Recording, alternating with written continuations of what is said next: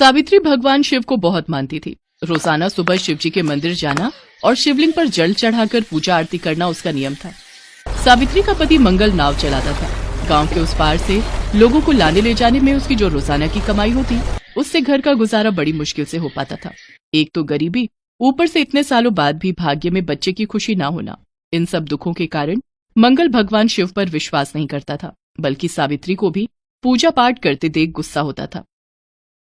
ओम नमः शिवाय, ओम नमः शिवाय, ओम नमः शिवाय। अरे सावित्री, कुछ नहीं होगा इनकी पूजा से। इतने साल हो गए हमारी शादी को, तो इनकी रोजाना पूजा करती है, मंदिर जाती है, पर आज तक भला हमारे गरीबी के बादल छटे हैं। और ऊपर से सबसे बड़ा दुख अभी तक तेरी गोद सुनी है। हमारे घर में बच्चे की किलकारी नहीं गूंजी, ये हमारी नहीं सुनेंगे, समझ रही है? ऐसा न कहो जी, भगवान भोलेनाथ अपने भक्तों की पुकार जरूर सुनते हैं और हमेशा हमारी हर दुख से रक्षा करते हैं। आपको हो ना हो, पर मुझे अपने शिव जी पर बहुत विश्वास है। अरे आज फिर तेज बारिश आ गई। अब देख, पहले दुखों की कमी है, जो ये एक और दुख आ गया। अब बारिश में कोई भी नदी पार नहीं करेगा। आज लगता है खाली हाथ ही लौटना पड़ेगा। मंगल ठीक कह रहा है बहू, तू इतनी पूजा करती है, पर भोलेनाथ कहाँ है? वो तेरी कोई पुकार प्रार्थना क्यों नहीं सुनते? मुझे तो लगता है मैं तेरे बच्चे का मुंह देखे बिना ही इस दुनिया से चली जाऊंगी। मंगल और अपनी सास की बातों को सुनकर सावित्री का मन थोड़ा खराब तो हो जाता था, पर उसे विश्वास था कि एक न एक दिन भगवान शंकर उसकी प्रार्थना जरूर सुनेंगे। अगले 3-4 दिन तक लगातार बारिश होती रही। मंगल नाव लेकर नदी पर जाता और खाली हाथ ही घर लौट आता। कोई भी गांव वाला नदी पार करके दूसरे गांव जा ही नहीं रहा था। सब बारिश में नदी पार करने से डरते थे कि कहीं नदी में बाढ़ न आ जाए, और ऐसा ही हुआ। नदी का पानी लगातार कई दिनों से हो रही वर्षा के कारण उफान पर था। किसी भी नाविक ने नदी पर जाने का साहस नहीं किया। मंगल भी कुछ दिनों से घर पर ही था। कोई कमाई नहीं हो रही थी, इसलिए घर में आटा, चावल, दालें और राशन खत्म हो गया था। मंगल बहुत परेशान था। तभी कोई उसका द्वार खटखटाता है। भैया, मेरी बीवी का बच्चा होने वाला है, उसका इलाज दूसरे गांव में चल रहा है। वो अस्पताल में अकेली है। मैं यहाँ कुछ सामान लेने आया था, पर बारिश के कारण मेरा जाना नहीं हो पा रहा। कोई भी नाव वाला आदमी नदी को पार करने के लिए तैयार नहीं है। फिर मुझे तुम्हारे बारे में पता चला। अगर तुम मुझे नदी पार करवा दो तो मैं अपनी बीवी के पास चला जाऊंगा। तुम्हारी बड़ी मेहरबानी होगी, इसके मैं तुम्हें अच्छे दाम दूंगा। देखो, मना मत करना, मेरी बहुत मजबूरी है, मेरी मदद करो। आप चिंता मत करो, मैं अभी आपके साथ चलता हूँ। मैं आपको उस समय से नदी पार करवा दूंगा। अभी बारिश थोड़ी हल्की है, हम आराम से नदी पार कर लेंगे। सुनो जी, ध्यान से जाना। और ये मैं मंदिर से भगवान शिव जी का चित्र लाई थी, इसे अपने साथ रख लो, ये तुम्हारी रक्षा करेंगे। आप कभी भी मेरी बात नहीं मानते हो, पर आज मेरा मन रखने के लिए इस चित्र को अपने साथ रख लो। ला दे, अगर नहीं ले गया तो फिर तू मुंह फुलाकर बैठ जाएगी और चिंता में खुली रहेगी। दे, ले जाता हूँ। अच्छा, मैं चलता हूँ। भगवान शंकर की फोटो लेकर मंगल नाव में बैठ जाता है और फोटो को अपने बराबर में ही रख देता है। उस आदमी को छोड़कर मंगल वापस लौटता है, पर बारिश अचानक ही बहुत तेज होने लगती है।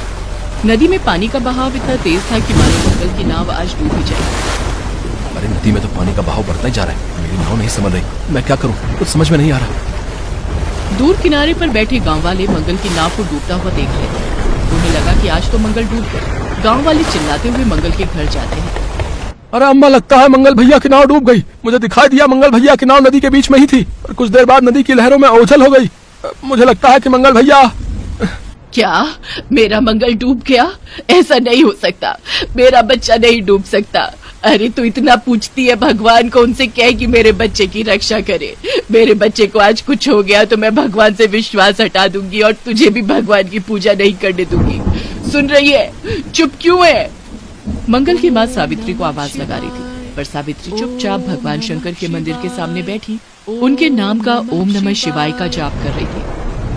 ओम नमः शिवाय, ओम नमः शिवाय, ओम नमः शिवाय।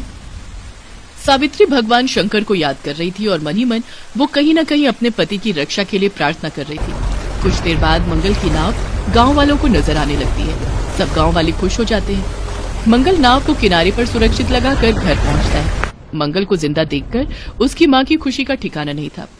सावित्री अभी भी पूजा घर में बैठी ओम नमः शिवाय का पाठ कर रही थी। सावित्री, तेरी पूजा जीत गई।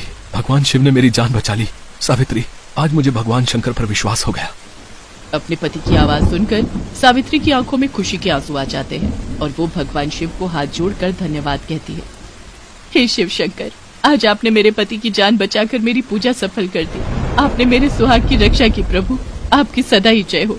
हे भोले भंडारी, आपकी सदा ही जय हो। हे शिवशंकर, मुझे क्षमा करना। मैंने कभी भी आप पर विश्वास नहीं किया, पर आज आपने मेरी जान बचाई। सावित्री, मैंने तो आज सोच लिया था कि मैं नदी में पानी के बहाव को नहीं झेल पाऊंगा, मेरी नाव जरूर डूब जाएगी।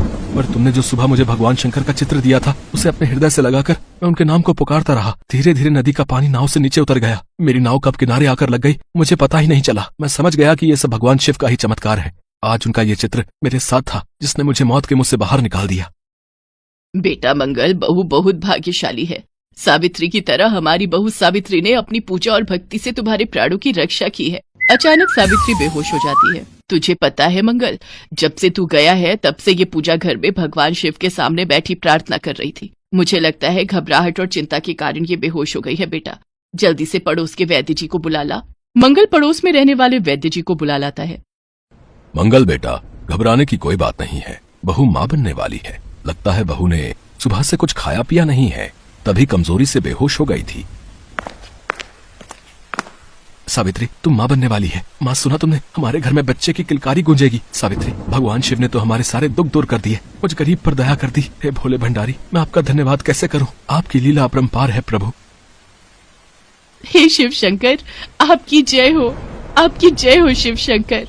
कुछ देर बाद जब सावित्री की तबीयत बिल्कुल ठीक हो जाती है तो वो अपने पति और सास के साथ मिलकर भगवान शिव के मंदिर जाती है और उनकी पूजा और आराधना करती है। आज भगवान शिव के आशीर्वाद से ही उसके जीवन में खुशियों का आगमन हुआ था। उसके बाद मंगल भी नियम से भगवान शिव की भक्ति करने लगा, जिससे धीरे धीरे उसकी गरीबी के दिन दूर होने लगे।